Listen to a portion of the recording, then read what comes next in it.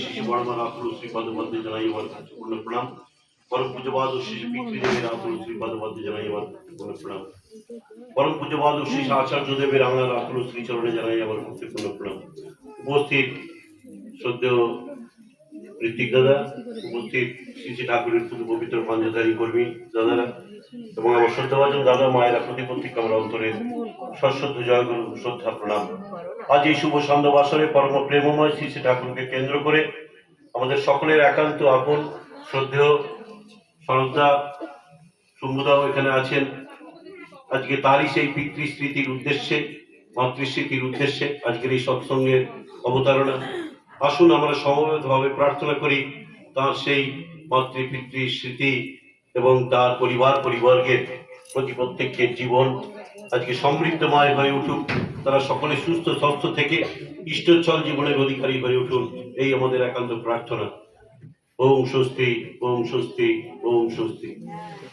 আজকে সরদার বাড়িতে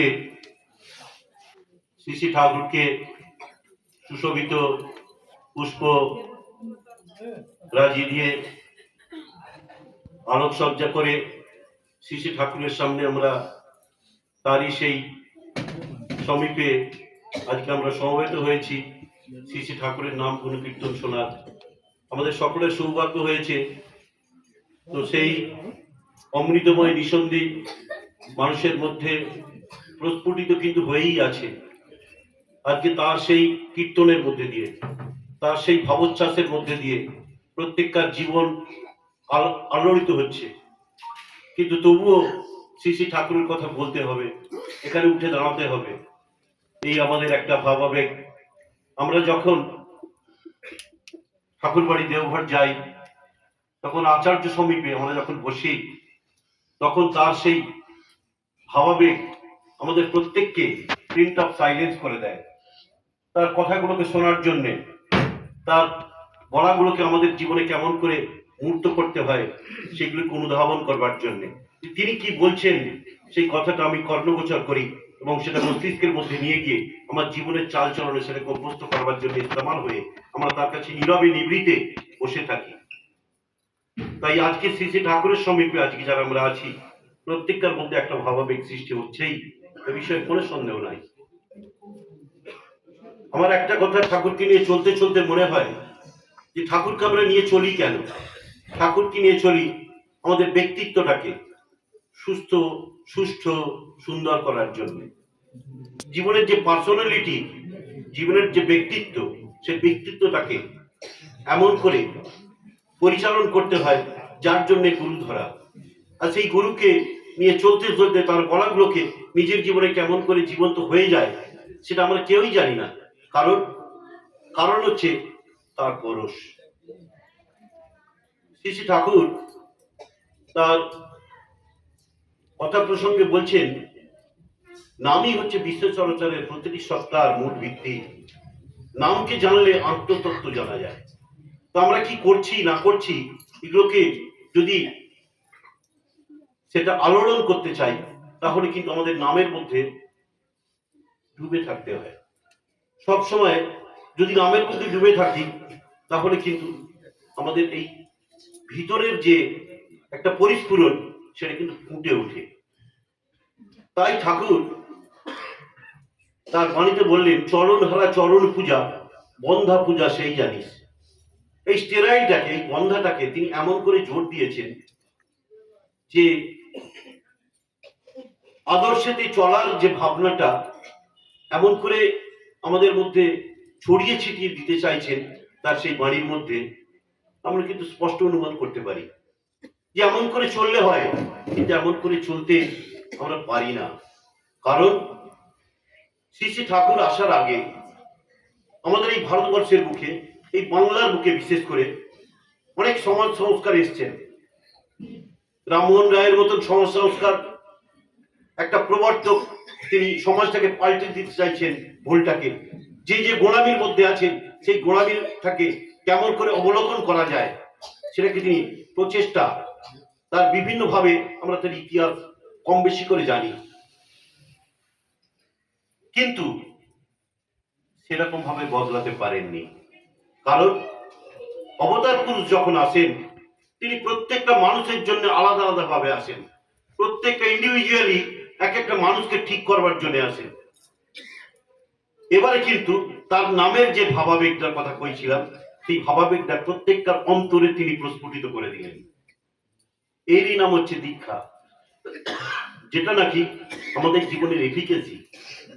এই দক্ষতার দ্বারা আমরা টেকনিক আমরা প্রত্যেকেই পেয়েছি দীক্ষার সময়তে।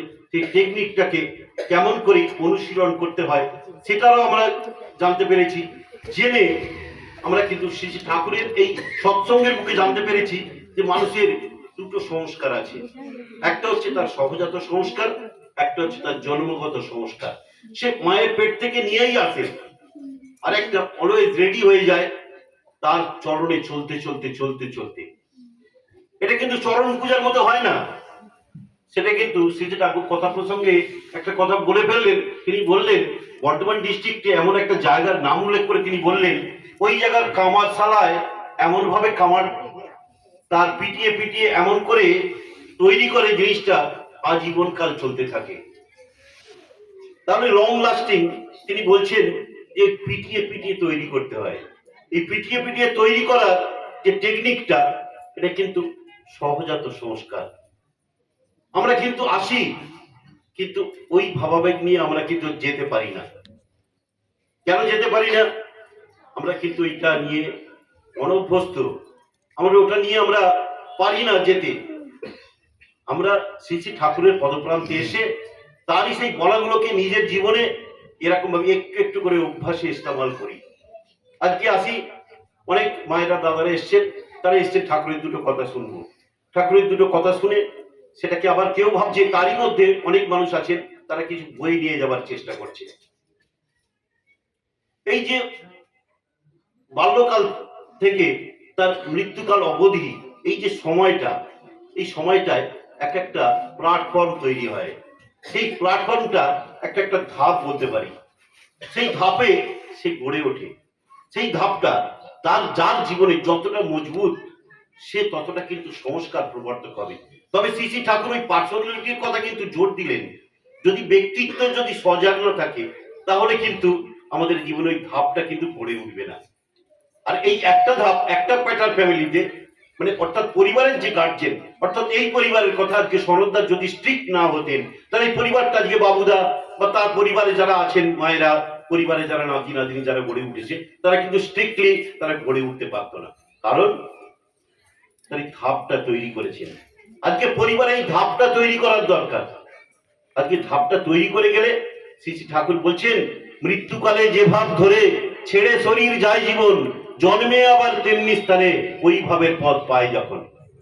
ওই ভাব সম্পন্ন মানুষ, তার সঙ্গে তার কোঅপারেশন, তার সঙ্গে তার বৈবাহিক সম্পর্ক, তার সঙ্গে তার দাম্পত্য জীবন, তার মধ্যে দিয়ে গড়ে ওঠে নতুন প্রজন্ম। আর সেই প্রজন্মের মধ্যে দিয়ে শ্রী শ্রী ঠাকুরের বার্তাগুলো আস্তে আস্তে করে প্রবাহিত হতে হতে সমাজটা একটা সুন্দর হবে। সমাজ সুন্দর করার চেষ্টা কিন্তু এর আগে বলছিলাম যে অনেক মানুষ এসছেন, তারা সমাজ প্রবর্তক হিসাবে পরিচিত, তারা সমাজকে ডেভেলপ করবার চেষ্টা করেছেন। কিন্তু অবতার পুরুষ যখন আসেন, তিনি প্রত্যেকটা ইন্ডিভিজুয়ালি মানুষকে ঠিক করবার জন্য আসেন এবং তিনি উপরওয়ালার তকমা নিয়ে আসেন। তাই তার নামটা করতে হয়, আর তার নামটা করলে অন্য নামের আর তার কোনো গুরুত্ব থাকে না। অনেকে হয়তো দীক্ষা নিয়েছি, অনেক বাড়িতে যাই, দাদা আগের নামটা করছেন, বললে এখন আর হয় না। কেন? শ্রী শ্রী ঠাকুরের দেয়া নামটাকেই এখন সর্বাগ্রে এবং প্রধান হয়ে উঠেছে, সর্বপ্রথম হয়ে উঠেছে। কারণ সে আগে একটা নাম নিয়েছিল, এবারে যে নামটা নিয়েছে সেইটা হ্যাবিচুয়েটেড হয়ে গিয়ে তার অভ্যাসে এমন ভাবে ইস্তেমাল হয়ে গেছে যে এ নামটা না করেই পারে না।